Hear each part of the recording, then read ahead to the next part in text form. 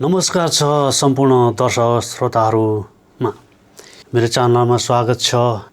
म स्विट्जरल्यान्ड बनाइदिन्छु, म सिङ्गापुर बनाइदिन्छु, म राजाहरूले लुकाएको सम्पत्ति ल्याएर सबलाई मालामाल बनाइदिन्छु भन्ने यस्ता भाषण कति सुन्यो, यस्ता आश्वासन कति पाइयो। के नेपालीहरूले यही आश्वासन खाएर मात्रै बस्ने हो? म नेपालीको भविष्य बदल्छु, नेपाल र नेपालीको काँचुली फेर्छु, के भाषणले फेरिने हो? अनि फेरि पुरा ताली आउँछ, गददददद। के नेपालीहरू यही तालीको लागि मात्रै जन्मिया हो?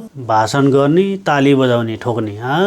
खोइ नेपालीहरूको भविष्य बदलेको के भइरहेछ नेपालमा? के गर्छु भन्छ, कोहीले के गर्छु भन्छ। खोइ देश त झन झन झन झन झन झन अहिले आएर पुरै विदेशीको भुमरीमा परेको छ।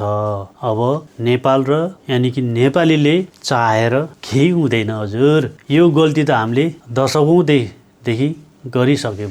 प्रजातन्त्र भन्यो है, राजतन्त्र पनि हेरियो, तर राजतन्त्रले त गरि नि स्वर्णिम युगै ल्याएको हो। खोइ त नेपालीहरूले बुझेको? पृथ्वीनारायण शाहले एकीकरण नगरेको भए नेपाल त कहाँ हुन्थ्यो नि? भूमि त त्यही हुन्थ्यो। तर आज हामी नेपाली भएर गौरवका साथ बाँच्न सकेछौँ। यो हुन योगदान दिने पृथ्वीनारायण शाहको खोइ उहाँको चाहिँ योगदानलाई खोइ चिनेको बुझेको। अब कुरा गऱ्यो भने फेरि 21औं शताब्दीमा राजाको के कुरा? अझै पनि राजाहरू भएको देश सम्पन्न छ, शान्त छ, विकसित छ। त्यही माथि हाम्रो देश नेपाल भनेको अब यो भाषणबाजी गर्नेहरूले चलाउन सक्ने देश होइन के भा? राजा नै चाहिन्छ।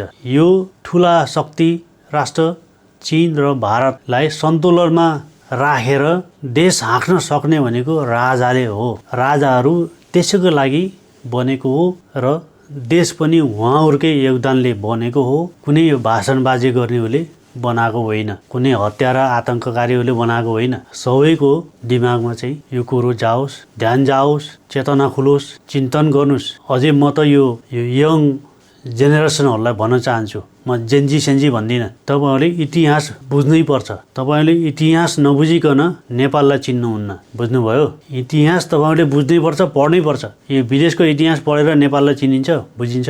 तपाईँहरूले कुरा नबुझ्नाले अझै पनि नेपाल एकदम जोखिममा छ। यो विदेशी शक्ति राष्ट्रहरूको पपेट बनेर नेपाल कहिले पनि विकसित हुन सक्दैन। देख्नुभयो खाडी मुलुकमा अमेरिकनको पपेट बन्नाले के भोग्नु परिरहेछ? देश भनेको हामीले बनाउने हो बा, कुनै देशले बनाइदिन्न हो। बनाउने भनेको रसिया र चीनले बरु बनाउन सक्छ। उनीहरूले पहिला पनि धेरै सहयोग गरेको हो राजाको पालामा।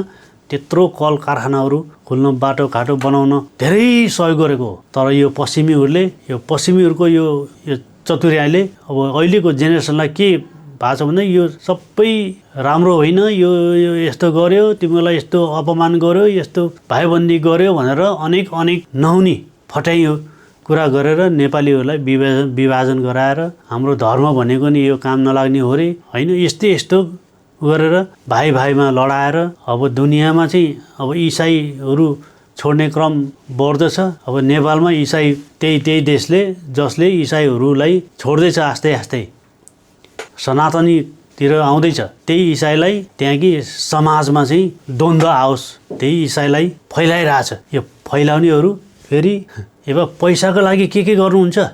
आमा बाउ परिवार पनि बेच्ने, जे पनि बेचिदिने, अनि पायो भने देश पनि बेचिदिने। होइन, यो पैसा चाहिँ के सँगै लानुहुन्छ? मरेर जाँदा जीवन जिउनलाई मात्र पैसाले हुँदैन, मन शान्त हुनुपर्छ। मलाई यति भयो, ठिक छ, काफी छ भन्ने सोच, चेतना के भन्ने? अब सोच हो यो, सोच। र अहिलेको सन्ततिहरूलाई म यही आग्रह गर्न चाहन्छु, कृपया तपाईँहरूले इतिहास बुझ्नु होला। हाम्रो देश कसरी स्थापित भएको, हाम्रो धर्म संस्कृति भनेको के हो, इतिहास पढ्नु होला। नत्र भने अब हाम्रो नेपाल विदेशीको चपेटामा छ। विदेशीले जे चाहे त्यही हुन्छ, हामीले चाहेर केही हुँदैन। रासोपाले बहुमत लगभग 3/3 ल्यायो भनेर मख नपर्नु होला। यसमा पनि धेरै खेलहरू छ। तर ठिकै छ, जे भए पनि अब जनताहरूले त विश्वास गर्दैन। ठिक छ, सरकारमा आएपछि जनताले अपेक्षा गरेको के हो त्यो चाहिँ गर्नुपर्छ। यदि त्यो गर्न सकेन भने यो पनि पपेट सरकारै हुनेछ। हेर्नु होला, जनताले चाहिँ समीक्षा गर्नु होला। अब हेर्नु होला, अब सरकार, नयाँ सरकार बन्ने बित्तिकै हरेक दिन हरेक घन्टा अब समीक्षाको घडी आएको छ। भाषण गरे अनुसार गर्न सक्छ त्यहाँबाट थाहा हुन्छ। त्यो त भित्री कुराहरूमा एउटा अदल बदल यताउति भन्ने मात्रै कुरो आएको छ, तर मूल विषयमा त कोही बोलेको छैन। मूल विषय भनेको के हो? हाम्रो देश।